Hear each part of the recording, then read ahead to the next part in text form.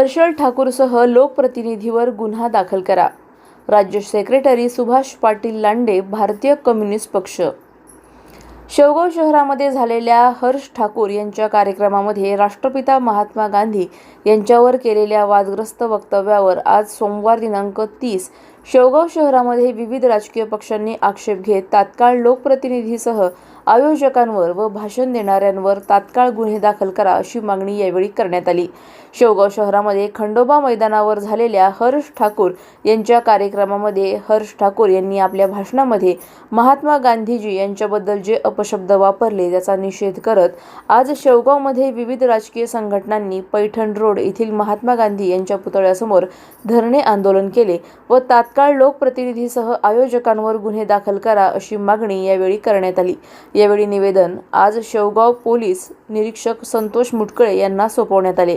यावेळी वंचित बहुजन आघाडीचे राज्य सेक्रेटरी प्राध्यापक किसन चव्हाण सर, उभाटा गटाचे तालुका प्रमुख अविनाश मगरे, भारतीय कम्युनिस्ट पक्षाचे सचिव ॲडव्होकेट सुभाष लांडे, स्वाभिमानी शेतकरी संघटनेचे जिल्हा उपाध्यक्ष दत्ता फुंदे, काँग्रेस आयचे तालुका अध्यक्ष समीर काझी, वंचितचे तालुकाध्यक्ष शेख प्यारेलाल, संदीप इथापे, धनंजय डहाळे, बापूराव राशीनकर, दत्तात्रय आरे, रवींद्र नीळ, शेख सलीम जिलानी, दिलीप वाघमारे, लक्ष्मण मोरे आदींसह विविध राजकीय पक्षांचे पदाधिकारी यावेळी उपस्थित होते.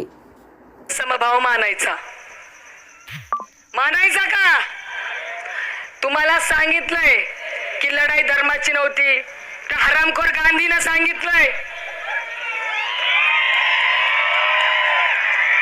त्या गांधीनं सांगितलंय अहिंसा परमो धर्म, बरोबर ना? काय सांगितलंय? हिंसा करायची नाही हिंदूंनो, अहिंसा परम धर्म. पण हिंदूंनो, परवा दिवशी रामनवमीच्या निमित्ताने या शेवगाव शहरामध्ये या भागाच्या आमदार आणि त्यांचे काही कार्यकर्ते यांनी 3 ते 4 दिवसाच्या कार्यक्रमाचं आयोजन केलं होतं. परंतु परवा त्यांनी एक कोणतरी हर्षू ठाकूर या नावाच्या महिलांना या ठिकाणी बोलवलं. सांगताना लोकांना गर्दी जमवताना वेगळं सांगून जमवली.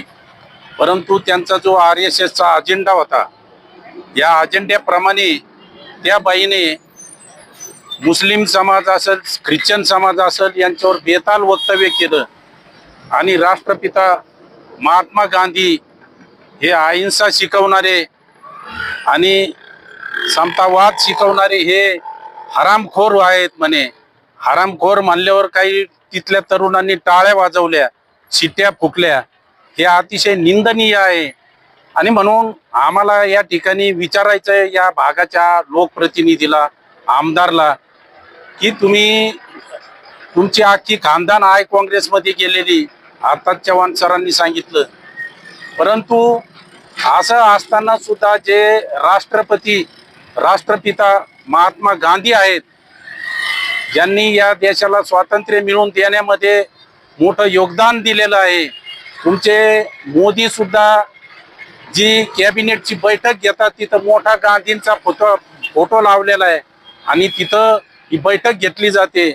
आणि म्हणून आम्हाला या ठिकाणी विचारायचं आहे की गांधीला हरामखोर मानणारी महिला तुम्हाला चालते, तिचा तुम्ही सत्कार करता, म्हणजे गांधींच्या विरुद्ध जे देशद्रोहाचे वक्तव्य केले जाते ते तुम्हाला मान्य आहे का?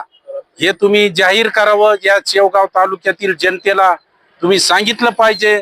आणि आमची तर मागणी की जे देशद्रोहाचा गुन्हा या बाईने इथं वक्तव्य करून केला, तो देशद्रोहाचा गुन्हा या भागाच्या आमदार यांच्यावर सुद्धा गुन्हा दाखल झाला पाहिजे आणि तो सुद्धा देशद्रोहाचा आणि समाजामध्ये तेढ निर्माण करण्याचा हा गुन्हा दाखल झाला पाहिजे. प्रत्येक रामनवमीला या भागाचे आमदार असेल, लोकप्रतिनिधी असतील, हे फक्त दंगल घडवायची आणि भाजपला आपली पोळी भाजून घ्यायची, हा जो कार्यक्रम यापुढे या शहरामध्ये या तालुक्यात आम्ही कदापि चालू देणार नाहीत, याची यांनी नोंद घेतली पाहिजे.